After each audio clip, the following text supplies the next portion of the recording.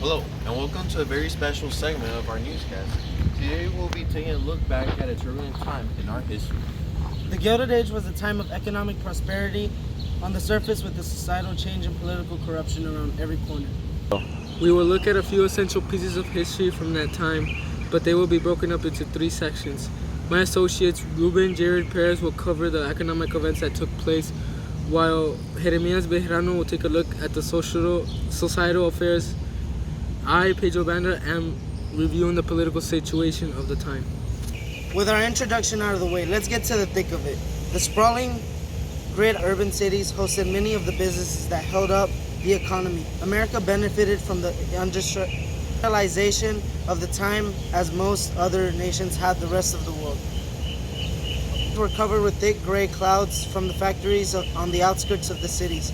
Andrew Carnegie's steel plants and Rockefeller's Standard Oils were the most well-known monopolies at the time, with J.P. Morgan's financing them with the huge banking practices. Laissez-faire economics helped create the trust that dominated the political and economic realms of American society. Mass transportation and other infrastructures were improved, such as highways and skyscrapers.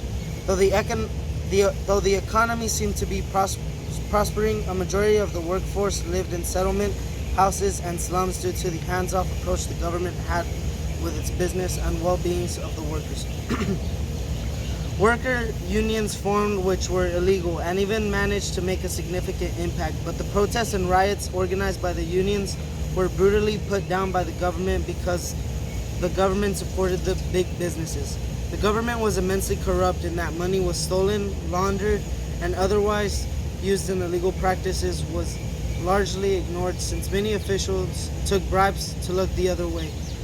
The term Gilded Age was coined by Mark Twain and is used to describe the golden outside of American society, having a rotten core shown by the social and political events further extrapolated in the next sections.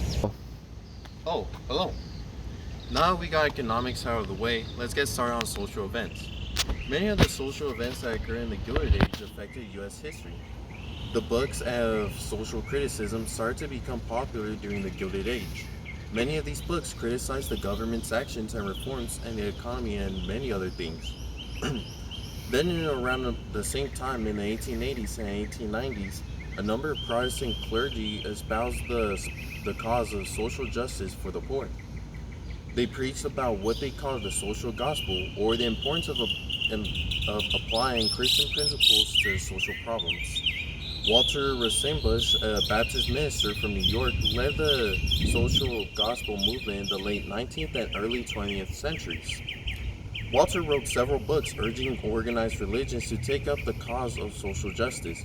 Because of this, his social gospel preaching linked Christianity with the progressive reform movement and encouraged many middle-class Protestants to attack urban problems. Let's also not forget about religion. All religions during this time adapted to the stresses and challenges of modern urban living. Roman Catholicism grew rapidly from the influx of new immigrants. The Salvation Army, imported from England in 1879, provided basic necessities to the homeless and the poor while preaching the Christian gospel. The urban life in the urban society placed severe strains on parents and their children by isolating them from the extended family. Divorce rates increased to 1 in 12 marriages by 1900. Then there is the voting rights for women. The cause of women's suffrage, launched at Seneca Falls in 1848, was vigorously carried forward by a number of middle-class women. A western state, Wyoming, was the first to grant full suffrage to women in 1869. In 1900, most states allowed women to own and control property after marriage. And that basically sums up most of the important events that had to do with the the segment of the Gilded.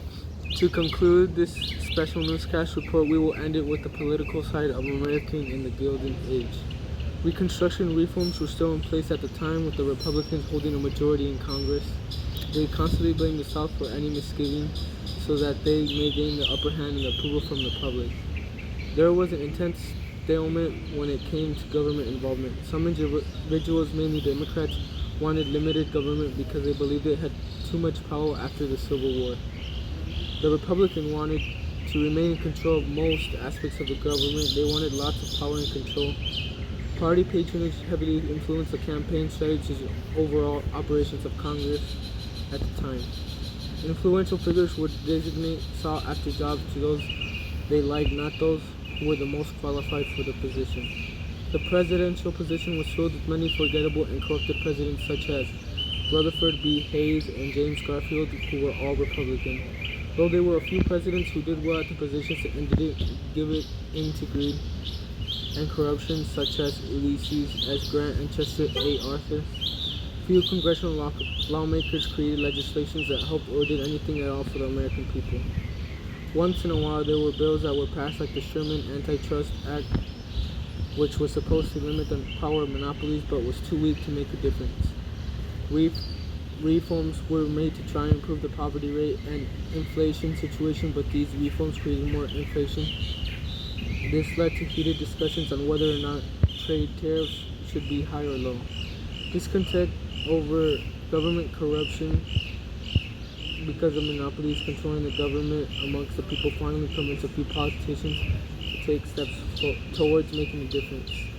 The overall message that can be understood from all this is that though the government tried to seem in control, it was really a puppet for a big business where the government fund projects to further their gains. The executive branch was plagued with weak candidates. Congress wasn't willing to make changes, and the judicial branch was non-existent.